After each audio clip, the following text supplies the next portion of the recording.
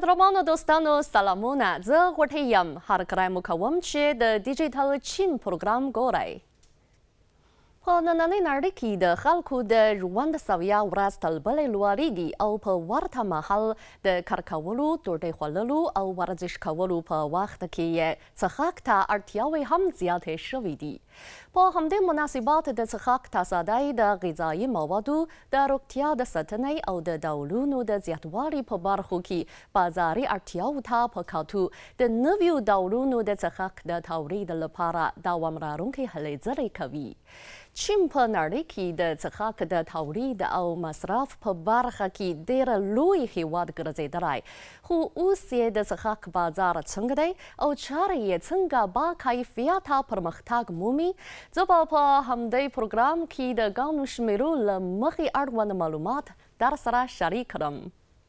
د چین د شمیرنې ملي ادارې شمیرې ښیي چې د روان کال له جنوري څخه تر جون پورې په دغه هیواد کې د څښاک د پارچون خرڅلاو عمومي حجم 1.55 میلیارد او 400 میلیون ینو ته رسیدلی چې دغه شمیر د تیر کال د همدې شمیرې په پرتله په سلو کې 5.6 سلنه لوړوالی ښیي او د زیاتوالي اندول یې په همدې موده کې د ټولنې د مصرفي تولیداتو د پارچون خرڅلاو د عمومي حجم د زیاتوالي اندول په پرتله لوړ دی د چین د څښاک د صنعتي چارو د ټولنې مسؤل رسنیو ته ویلي چې که به 40 کاله مخکې په چین کې د څښاک ډولونه ډېر لږ وو او د 40 کاله پرمختګ په رڼا کې اوس 11 لوی ډولونه او 15 کوچني ډولونه لري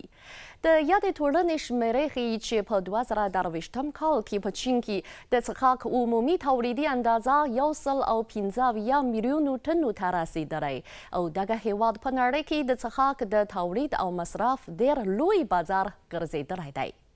په چین کې د څښاک بازار د ډولونو د زیاتوالي د روغتیا د ساتنې او د موثریت د قوي کیدو په برخو کې چټک پرمختګ کوي او د مشتریانو نوې اړتیاوې هم د اړوندو تصدیو د تولیداتو د نوښت سبب ګرځي